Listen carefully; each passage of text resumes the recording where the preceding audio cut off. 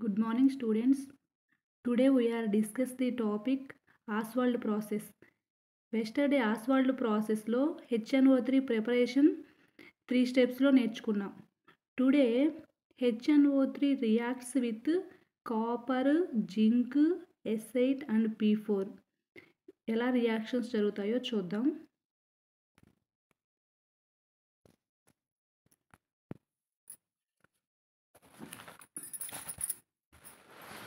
చూడండి రియాక్షన్స్ చూడండి.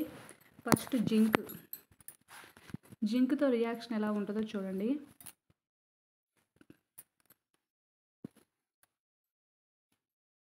First reaction copper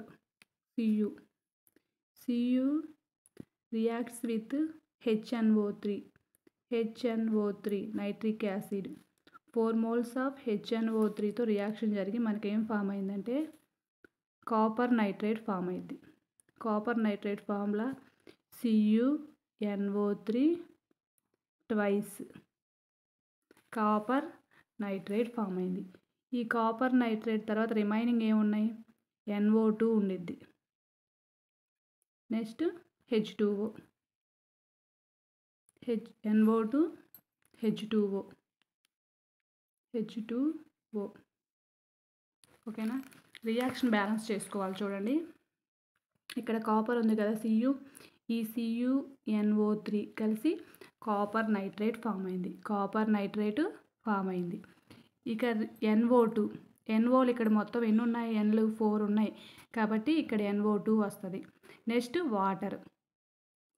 reaction మొత్తంలో మనకేం జరిగిద్ది అంటే కాపరు నైట్రేటు కలిపి కాపర్ నైట్రేట్ ఫామ్ అయింది. ఇది ప్రొడక్టు. రిమైనింగ్ రియాక్షన్ బ్యాలెన్స్ చేసుకుంటాయి. ఇవి ఎలిమినేట్ అయిపోతాయి. NO2లు H2Oలు కామన్గా అన్ని రియాక్షన్స్లో కూడా ఎలిమినేట్ అయిపోతాయి. చూడండి ఇక్కడ Cu ఒకటి ఉంది, ఇటువైపు కూడా 1 ఉంది, బ్యాలెన్స్ అయిపోయింది. NO3 Nలు చూడండి 4 ఉన్నాయి కదా, 4 Nలు ఉన్నాయి. ఇక్కడ ఎన్ని ఉన్నాయి? ఇలా ఉంటే 2 టైమ్స్ అంటే Nలు 2 ఉన్నట్టు, ఓలు ఆక్సిజన్స్ 6 ఉన్నట్టు. ఇక్కడ ఎన్ని ఉన్నాయి? నైట్రోజన్స్ 2 ఉన్నాయి. ఇటువైపు ఎన్ని ఉన్నాయి? ఇక్కడ 1 ఉంది. మొత్తం ఎన్ని రావాలి ఇటువైపు? ఇవి రియాక్టెంట్స్, ఇవి ప్రొడక్ట్స్ రియాక్టెంట్స్ వైపు 4 నైట్రోజన్స్ ఉన్నాయి కాబట్టి ప్రొడక్ట్స్ వైపు కూడా 4 రావాలి. కాబట్టి ఇక్కడ నైట్రోజన్స్ ఇక్కడ 2 పెడితే బ్యాలెన్స్ అయ్యిద్ది. నైట్రోజన్స్ 4 అయినాయి ఇటువైపు, ఇక్కడ ఒక 2, ఇక్కడ ఒక 2, మొత్తం 4 అయినాయి. నైట్రోజన్స్ బ్యాలెన్స్ అయినాయి, కాపర్ బ్యాలెన్స్ అయింది, నైట్రోజన్స్ బ్యాలెన్స్ అయినాయి. హైడ్రోజన్స్ ఎన్ని ఉన్నాయి? ఇక్కడ 4 ఉన్నాయి. హైడ్రోజన్స్ ఎన్ని ఉన్నాయి? 4 ఉన్నాయి. హెచ్లు 4 ఉన్నాయి. ఇక్కడ ఎన్ని ఉన్నాయి? 2లే ఉన్నాయి. 2నే ఉంది హైడ్రోజన్స్. కాబట్టి బ్యాలెన్సింగ్ కోసం ఏం చేయాలి? ఇక్కడ కూడా 2 యాడ్ చేయాలి. ఇప్పుడు బ్యాలెన్స్ అయింది. 2 టైమ్స్ ఎంత? 4. 2 టైమ్స్ 4. నెక్స్ట్ కాపర్ బ్యాలెన్స్ అయింది, హైడ్రోజన్స్ బ్యాలెన్స్ అయినాయి, నైట్రోజన్స్ కూడా బ్యాలెన్స్ అయినాయి. ఆక్సిజన్స్ చూడండి, ఆక్సిజన్స్ 3 టైమ్స్ ఎంత? 12. ఇక్కడ చూడండి 2 టైమ్స్ 6, ఇక్కడ 2 టైమ్స్ 4, 6 + 4 10. ఇక్కడ ఎంత ఉన్నాయి? 2, మొత్తం 12 బ్యాలెన్స్ అయిపోయింది. ఇది కాపర్తో రియాక్షన్.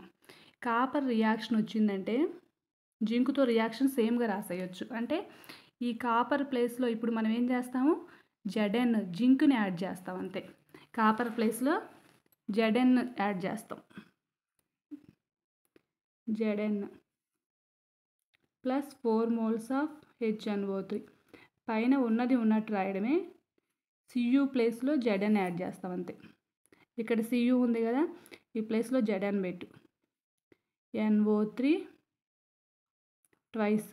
దీన్ని జింక్ నైట్రేట్ అంటాం. ZnNO3 ట్వైస్ని ఏమంటాం? జింక్ నైట్రేట్ అంటాం. 2NO2 + 2H2O. చెప్పాను కదా,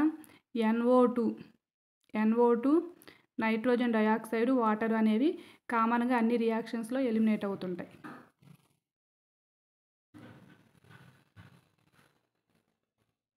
థర్డ్ వన్ S8.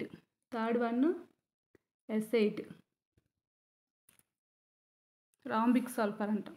S8 ఇక్కడ 48 moles ఆఫ్ HNO3 తీసుకుంటాం. 48 మోల్స్ ఆఫ్ HNO3 తీసుకొని రియాక్షన్ జరిపితే మనకేం ఫామ్ అయిద్దంటే H2SO4. ఎస్తో మెయిన్గా ఫామ్ అయ్యే ప్రోడక్ట్ ఏంటంటే సల్ఫ్యూరిక్ యాసిడ్ H2SO4 అనమాట. ఇక్కడ ఎస్లు ఎన్ని ఉన్నాయి? 1 ఉన్నాయి. ఇటువైపు ఎన్ని ఉన్నాయి? 8 ఉన్నాయి. కాబట్టి ఇక్కడ 8 పెడితే సల్ఫర్లు బ్యాలెన్స్ అవుతాయి. 8 మోల్స్ ఆఫ్ H2SO4 ఫామ్ అయింది. నెక్స్ట్ ఇక్కడ మనం HNO3లో ఎన్ని మోల్స్ తీసుకున్నాం? 48 మోల్స్. కాబట్టి 48 మోల్స్ ఆఫ్ NO2 రాయండి. నెక్స్ట్ వాటర్ అనేది కామన్గా ఎలిమినేట్ అయిపోతున్నాయి కదా అన్ని రియాక్షన్స్లో, ఈ వాటర్ రాయండి. దీన్ని బ్యాలెన్సింగ్ చూడండి. ఎస్లు ఎన్ని ఉన్నాయి? 8 ఉన్నాయి. ఇటువైపు కూడా ఎన్ని ఉన్నాయి? ఎస్లు 8 ఉన్నాయి. బ్యాలెన్స్. నైట్రోజన్స్కి వచ్చేసరికి ఏంటి? ఎన్ఓలు 48 ఉన్నాయి కదా, ఇక్కడ కూడా 48 ఉన్నాయి కాబట్టి నైట్రోజన్స్ బ్యాలెన్స్ అయిపోయినాయి. ఇక నెక్స్ట్ ఏముందంటే హైడ్రోజన్స్ చూడండి. హైడ్రోజన్స్ ఎన్ని ఉన్నాయి? ఇక్కడ 48 ఉన్నాయి. 48లో ఇటువైపు 8 2 టైమ్స్ ఎంత? 16 అంటే 48లో 16 మైనస్ చేస్తే ఎన్ని ఉంటాయి? రిమైనింగ్ 32 ఉంటాయి. 32 హైడ్రోజన్స్ రావాలి. ఇంకా ఇక్కడ చూడండి 16 పెట్టామనుకోండి, ఇక్కడ 16 పెడితే 16 2 టైమ్స్ ఎంత? 32. 16 2 టైమ్స్ 32. 32 ప్లస్ 16 ఎంత వస్తాయి? టోటల్ 48. అంటే ఇటువైపు 48 హైడ్రోజన్స్ వచ్చాయి, ఇటువైపు 48 హైడ్రోజన్స్ వచ్చాయి.